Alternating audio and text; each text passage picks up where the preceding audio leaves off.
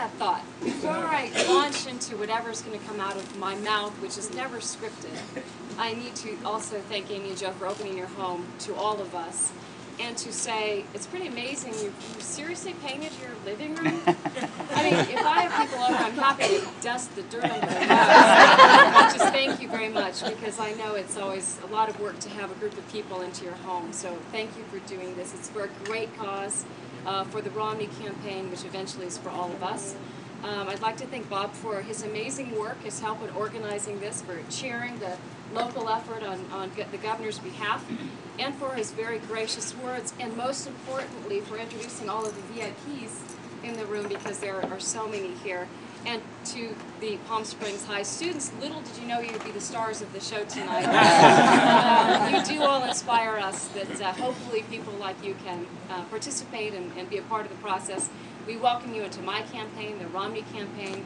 We're very glad you're here. So, on that note, I just had an epiphany when Bob was talking, though. How did Connie and I do it? And I'm laughing at something that I did. And I didn't, ladies, I don't know why I say ladies. The thought occurred to me. I was going through my photos on my iPhone, and I came across two photos that I sent to my husband while he's in Florida. One was of the ingredients that I was using to make my dinner for myself, and my college-age son is at the house right now for a couple of weeks. So I made some good chicken with avocado, whatever. I took the photos of the ingredient, and then I took the photographs of the finished product, and I emailed to him my great cooking. But I think the relationship works is because he didn't have to taste my great cooking, but I did send him beautiful photographs of, so I make it work to my benefit. I know how to maximize what I'm good at, and in any event, that's probably the secret, but we are all here to support Mitt Romney. And you know, this is, as Bob has said and other people have said, this is the most important election of our lifetime. There's no doubt about it. You know, for the past decade or so, we've kind of wondered sometimes the difference between the two parties, the difference between the people who believe that the government is the solution or the people are the solution, whether you believe government is the answer or government is the problem. And I think people are now recognizing that the answer is not always to send all of our problems to Washington, D.C. to expect the solution, but the answer is how do we empower the American people? The answer isn't how do we grow the government, the answer is how do we grow our businesses. If you want to know how to grow our businesses and create jobs, you hire somebody who knows how to run a business. You put that man in charge of the country, and you expect that that will be the path to turning our country around, and that is the pathway forward. The thought to me, the most startling moments about President Obama are when he leaned over to Dmitry Medvedev and fondled his knee and said to him, just give me, he's the president of Russia, just give me some room, and after the election, I will be able to give you what you need. Be more flexible. And what, your phone's ringing. And what he was talking about was the missile defense shield. Now, but I've never thought of the leader of the free world or the leader of the United States leaning over to the head of Russia, who then, of course, said, "Thank you very much. I will be sure to pass it on to Vladimir Putin." But that was a startling moment to me. Now, I am the daughter of a World War II veteran who fought for the 19 missions over Germany. I think some of you have heard my story. And I believe so much that freedom isn't free. It's a cliche, but it's true. And I believe the way to peace and freedom is through a strong national defense. And I believe you start with that strength by the representative, by the man in the White House. And I never, my father is passed, but if he would have seen that moment, I think he would have had tears in his eyes. And I don't say that lightly. But to think that people, the greatest generation, fought for so much in World War II, and that nowadays you can just simply lean over and talk about giving me some room, because after the election, I'll have more flexibility to do as you want. So I think it's an exciting time. The Romney campaign is probably one of the most organized, energized campaigns I've ever been a part of. To witness what I've seen, I have toured with Mitt and Ann on the bus. I've been with them. I was on the bus, the plane, in the car, and the bus, and the plane, in the car, and in a hotel. And I am truly amazed by the caliber of these people, by the quality of the Romney family, I also think, by the way, Romney is one of the funniest people you'll ever see if you haven't seen her, but she's very funny. But Mitt is clearly the right man for the job at this time. So I am convinced that if we unite together as a team, we can take back our country. I'm also convinced that if we win the White House, our job is that we have a tough job ahead of us to turn this country around. And I believe the way to do that is to unite us as a people, not to continue to divide us as a people. I think this notion of one group against another group, whether it's people who earn a certain amount of money, or whether it's you're a woman versus a man, or whether you're Latino versus non-Latino, whatever the divides are, gay versus straight, right now that the Obama campaign is trying to exploit, are not good for America. And I'm tired of divisive politics. I think it's time to come together. You know, in our district, the ladies, by the way, when I spoke to the group, what, a month and a half ago, 2 weeks? By the way, that was one of the most fun events I've been at in a long time. You have one heck of an energized group of women out here, and I am looking forward to representing you again. But whether it's Republican Women Federated or not, we've been calling for reinforcements for a long time, saying we need help, folks. We need people to participate. We need people to help us. We need people to help walk precincts, to make phone calls, to knock on doors, to do all that has to do, to contribute money, all of the things that have to happen. Hopefully we can get those reinforcements this year. People are so energized and motivated. Last night we did a great event. I don't know how many people there were, 50? 100? Oh, okay. Somewhere between 50 and 100 is the truth. My pessimist and my optimist. But the truth is people turned out last night who ordinarily wouldn't attend a political event. They're motivated, they're engaged. They need our country to be turned around. They're asking for help with jobs. And they want to know where the answers are. So I think now is our time. The reinforcements are here, but it's our job to make sure we mobilize people and get them involved and stay involved between now and November.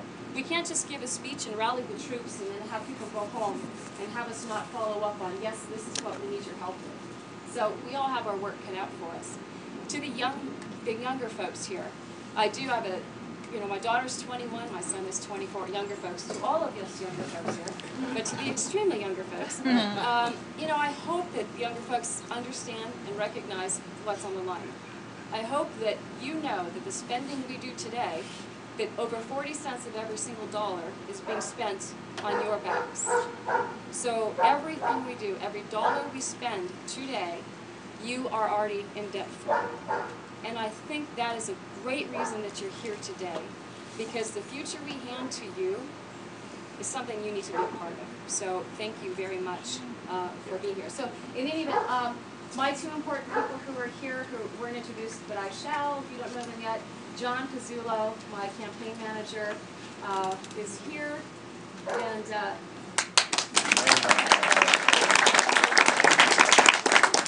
he's usually eating every time I look at him. So he's so happy that I introduced him while he didn't have food in his hands. But John is a hard worker. Please use him.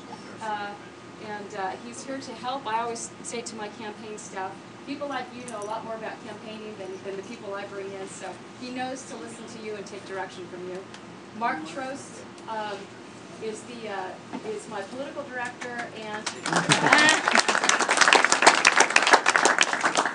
district director and pretty much a jack of all trades in my campaign, in everything I do. So please feel free to call on Mark for anything that you might need. We're available by Facebook, Twitter, email, and we are on the web, and we also have phones, landlines, if you remember those. So, lastly, in any event, I can't not look at art and not comment on that beard.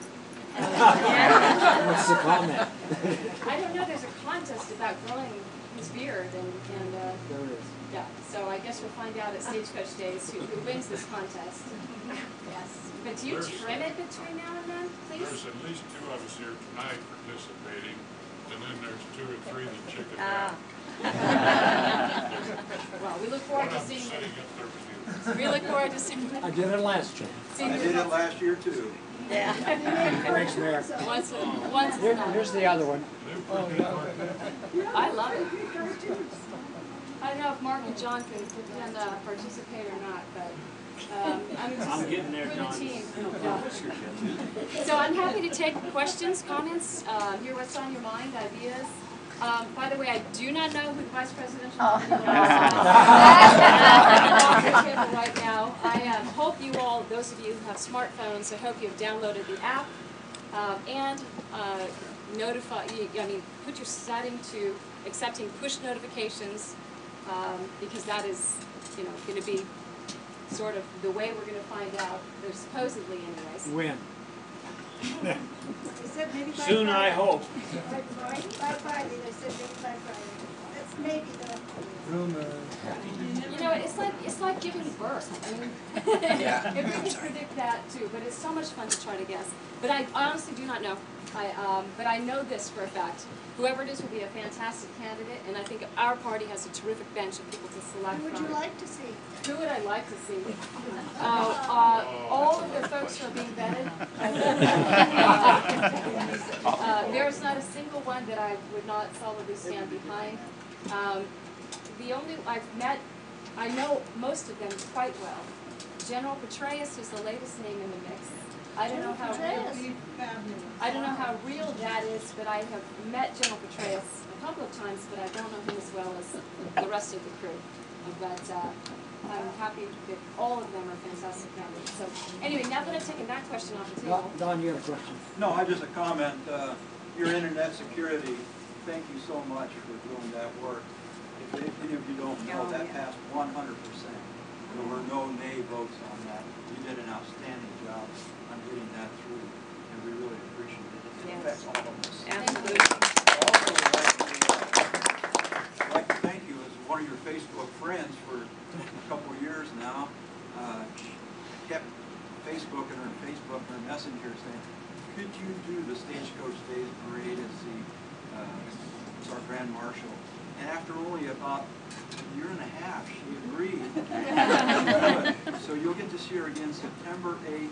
She's the Grand Marshal for the Stagecoach Days. Thank you. It's an honor to be asked to do it, and I look forward to it. And it was especially an honor that you would ask before I represented the area. So thank you. I look forward to it. We got the Beverly Hills truck ready for you. And cooler weather, right? Cooler weather. For us all. Thank you. Not just the internet bill that he's talking about. It's an important bill. I'm very proud that it passed 414 to 0, which is, not much passes Congress that way. But the bill he's talking about is a bill that is a sense of Congress, and even Ron Paul voted for it, that's how good it is, that the UN should not be given the control of the internet. In January, there's a conference in Dubai where there is a effort by China, Russia, India, and others that they would all have international governance of the internet. And if you remember the Arab Spring, the uprising, the protections against human rights violations across the world, a lot of the internet is contributing to these very important things. And I think that to give Russia, China, or India any piece of the control of the internet is an absolute recipe for disaster. So that's what this bill was. It was a beautiful vote because every single person voted for it, and so thank you. While we're waiting for the next question, I failed to introduce Lynette Simonson, who represents the Republican women on the county level. And as you know, we all started local clubs, and then they come together on the county level, and we're giving great support. So, Lynette. Thrilled to see so many people here tonight, and we have a wonderful Southern Division meeting at Pechanga on September the 5th, and you ladies ought to come. We're going to have a wonderful rally, and we'd love to sign you up to join us at Pechanga on September the 5th, as well as our wonderful headquarters in Calamasa. Thank you, Calamasa. I'd also like to remind you that Mary Bono is running now in this district, and I would never want to say that, everyone's a shoe-in, and obviously no one is. But because Mary, so many people know you from here, but we don't forget, we're trying to elect Romney, but we need to make sure the pass goes very strongly for Mary Bono, who will be our new congressman. All right, one more question. I have a comment. Yes, Mrs. I Butts. want to thank our Congresswoman for her courage as we put things together these days. There's a lot of things to consider. It takes a lot of courage. We really appreciate it. We understand. Thank you. Amen. All right. Yes. I have a question. I'm kind of out of touch. How is the party doing with the young people, and what procedures are they taking to get the young people's vote? Because I think we got hurt last election on that. I think that's a very great question, and I think that we scratch our heads ourselves sometimes. I think the number one thing going for us right now for the young people is recognizing that the jobs problem is hurting them the most. The unemployment rate amongst young people and college graduates is the highest it's been in decades. That is affecting people, and they're recognizing, again, that this is not the answer. So it's not a political message, it's an economic message. I think they're beginning to understand what it means, the way the country needs to go. So luckily, I think, and I can defer to them behind you. I mean, I would love to hear from them. But, for me, there's so much shouting that goes on by both sides. And I think it's important that we try to get beyond the shouting and actually talk about solutions. When I go to Silicon Valley, which to me is a bastion of young people, creative people, brilliant people, it amazes me the collaborative approach Silicon Valley has. You contrast that to Washington, D.C., and I wish that we would be more like Silicon Valley and speak to the younger people by allowing collaboration, by talking about problems, by figuring out how to solve them. I joke, I went back to my office in Washington, D.C., and I said, tear down these cubicles. In Washington, D.C., everybody has a cubicle, and we take 5-minute meetings, and we solve the world in 5-minute increments, world's problems in 5-minute increments. And I think that there has to be a new approach, and I think part of that for me is technology. People in technology are beginning to recognize and support Republicans a lot more often. They're recognizing that entrepreneurialism, free markets matter, that these things are what they care about. And I think that that's an overarching issue for them. I work hard in my campaign. We're very active on Twitter, Facebook. I've already talked about that. And I'm hoping that they pay attention to that social media to get the message through social media. We've been frustrated that the mainstream press has controlled the message. They've been the only mouthpiece to the public for so long. Well, that's beginning to change. Right now, we have the opportunity to communicate directly with people that we've never even met before and take our message directly to them. I think this generation understands that and is so much more into it. I don't know if the news is delivered to the younger generation by turning on, walking out in front of your house and opening up the LA Times to read the newspaper anymore. It's a whole new world. We fire up our iPad and we check our Twitter feed and go to Facebook and we see what our world is, what's happening in our world. And I think that we need to change our campaign to recognize that. So to me, it's jobs in the economy, and I think that they'll understand that. So, but if any of the young people want to contribute. They were shaking their heads, no, they don't read the LA Times. How do you, yeah. Well, I mean, Facebook and Twitter obviously are huge, and I completely agree with the Twitter and Facebook, because we check what's going on between our friends. I know I get my news of what's going on completely from Facebook and the articles that my friends are reading. So that's totally, that's completely where we are.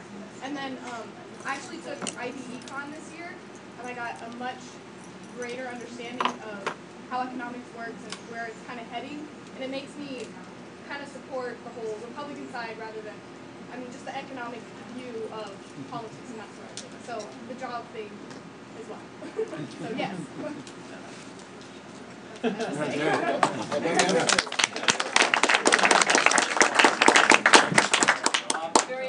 Yes. I've got a question. I'm worried about the state of California. I was watching the news this afternoon before I came over in Anaheim, Disneyland, and they've got a major problem. How are we going to deal with that problem as we go down the road? How do you feel about second language, Spanish being taught, or everything being published in Spanish? How do we deal with this problem that's coming and is gaining momentum? I saw some projections as to when this is going to be a Hispanic state. Basically, it's coming. How do you deal with it? Look, I might see this a little bit differently than a lot of people.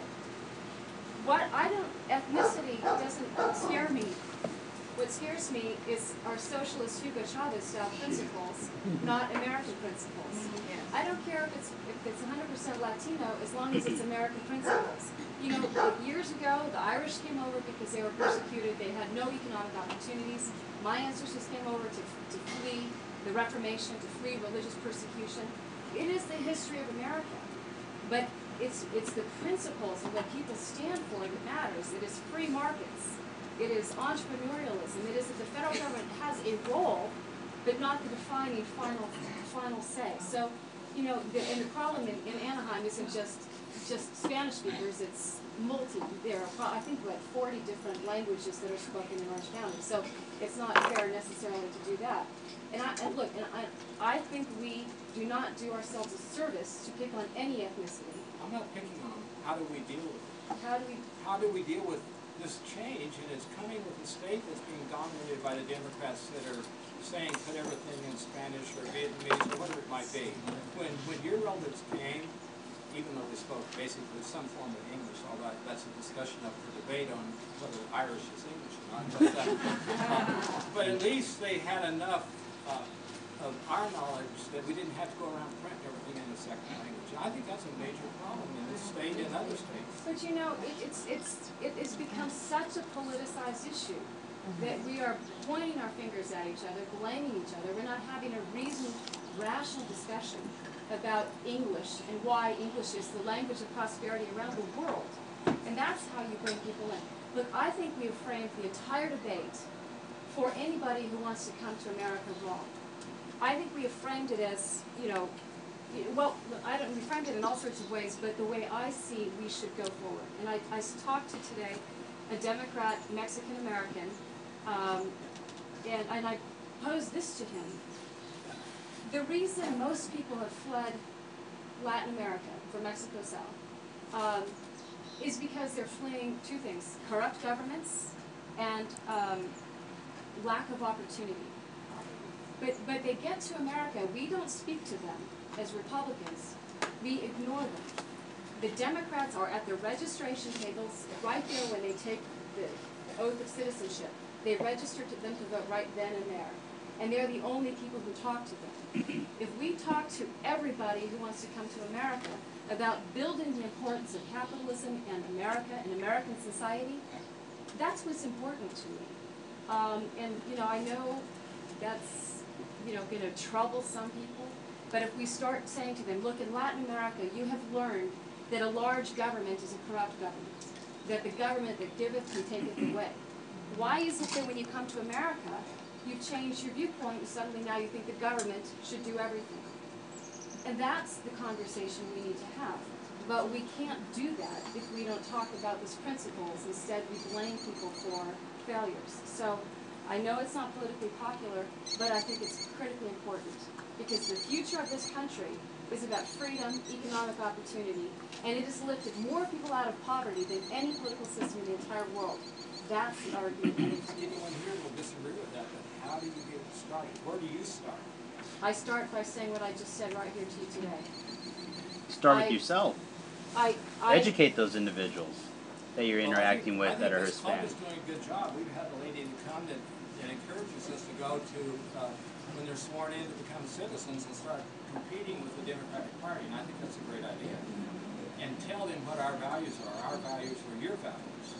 But we're being interrupted in the process by this dominance we have in this state of the Democrats. Well, a super PAC just came in against me. They put in a big chunk of change against me. It's George Soros and the unions. So they just did a big significant buy against me, and that's who's delivering that message. But you know, if we don't speak to everybody, if we don't speak this language, and if we don't stand up, it would have been easier for me to say, you know what, you're right. So many problems in America and California, because he said the problems in California are troubling you, and they should trouble us all. But the answer isn't blaming anybody. It's changing. And, you know, and I am convinced that your question is how do you change it? I just stood up in front of a group that I think would be hostile to my saying that we should talk to the Latino people about freedom. You know, in Latin America, they don't have parties that are fighting for their business. They have a corrupt government. That's what they know. When they get here, the only people who are talking to them are the Democrat Party. The only people promising everything to them are the Democrat Party. So I guess we're going to continue to disagree because I can't decide. Let's move on. Marty? Yeah. I don't know, I don't think you can do anything about it or who can do anything about it. But what about our colleges where we have our children, grandkids and such, with 4.5 grade point averages. They cannot get into the colleges because when you go there, you look, they're all foreign students that are being granted to come and fill the colleges where our own kids can't. I'd like to point out to all of you to remember that I'm a federal office holder. I do not have control of I understand that, but it's going to be happening throughout the U.S., not just California. Well, I do not disagree with you there at all. But, you know, once again, the problem in California is very severe, and it's far bigger than that. It's called Jerry Brown. The first time around. Yeah. But that's a great question, and there are a lot of answers to the education problem if you want to talk education generally. But call it the university level in California is in dire straits, as is everything in California. So I'd like to take this opportunity to ask for all of your all support in fighting against the Coachella Valley bike path that is being proposed at $1 million a mile. The total price tag on it is over $100 million when all is said and done. Between the bike path is $80 million. The extra projects are over $20 million that will be spent. The problem for me is that we are not only spending today's money on this project, but we're indebting future generations of elected office holders to having to sustain that project. It goes from the plan is from Desert Hot Springs to Coachella. It's supposed to be for walking bike paths, and what it is there's a power plant that's going to be built in Desert Hot Springs. The legislature said that they have to mitigate for the air quality effects of the power plant. So there's a $53 million price tag that the power plant has to pay to offset air quality impacts. So some political leaders have decided that they will build this golf cart path and say that we will put enough golf carts on it to take enough cars off the road to mitigate for it. Now, I don't know how many of you guys rode your golf carts here today, but I don't own one, so I know I'm not riding that. But my point here is this is the prime example of something to fight against. To simply say, what are we thinking? Last night at the event, a woman stood up and said, my son is a sheriff, a deputy sheriff, and his salary is being cut back, and I'm afraid he's going to be laid off because the county can't afford to pay him anymore. What's happening? What is wrong? Now, ordinarily I would kick that down to the county level, but in this case, this is a plan that bothers me because 5 years from now, there will be a mother saying to me, I don't understand why there's no money to pay the sheriffs. And we're going to say, well, you know why? Because the county's devoting so much money to maintaining this bike path. But it gets better, folks. Once they've realized you cannot take the bike path through the golf courses of Rancho Mirage, they've decided to stop the bike path in Rancho Mirage so you can ride from Desert Hot Springs to Rancho Mirage, then go around Rancho Mirage, and they get back on the bike path to carry on to Coachella. That's scary. So, and this is a $100 million price tag. So I would ask if you get the opportunity to see any county supervisor, you mention to them, can we rethink this proposal? Because $100 million is a lot of money in our local community. and it should be maximized. And I think they should answer some questions about how is this good for longevity in the valley. So, perfect example. We don't need a bike path, we've got a bullet train. Yeah. That's another thing, the bullet train that they want to have go from, through Central But we didn't have any money. and up in Fresno. How do we afford that, and why are we doing that? Who is going to use that? I mean, how many people? A lot of Californians are asking themselves the very same thing. And How do we fight it? well, We changed the governor, we changed the legislature. change the governor. I don't know who's going to run next go around, but the governor is the one who's making. The governor and the president and Secretary LaHood have decided that this is a great project. So The mayor of Los Angeles, the vice governor, that strange man, and one other strange person will be running for governor. So you can have the mayor of LA, or what's his name, the vice governor? Gavin Newsom. Oh. Yeah. I don't know who our side will put forward at all. But in any event, the American people are starting to say this is great, but it's just too good to be true. And they're now realizing that if it sounds too good to be true, it is. There's an interesting study. Chairman John Micah of the Transportation Committee last week talked about every hamburger on Amtrak is subsidized by the taxpayers to the tune of $10 per burger. Now, I haven't fact-checked that, but if the chairman of the Transportation Committee is saying it, it's probably a pretty good fact, so that it's heavily subsidized. And the other thing that worried me at first, it was a Harry Reid deal. And Harry Reid originally was trying to do this so it would go to Vegas. And that does not do well for our area because it affects our tourism. And we need more people here not going to Las Vegas. So, in any event, stay tuned. And, Harry Reid's an interesting fellow, so I'll leave it at that. In any event, I'm just going to thank you very much for your support of Mitt Romney. And, I can tell you we can't thank you for what you do for us. Every day. thank you. I'd like to remind everyone, as you go out, you don't have to leave now,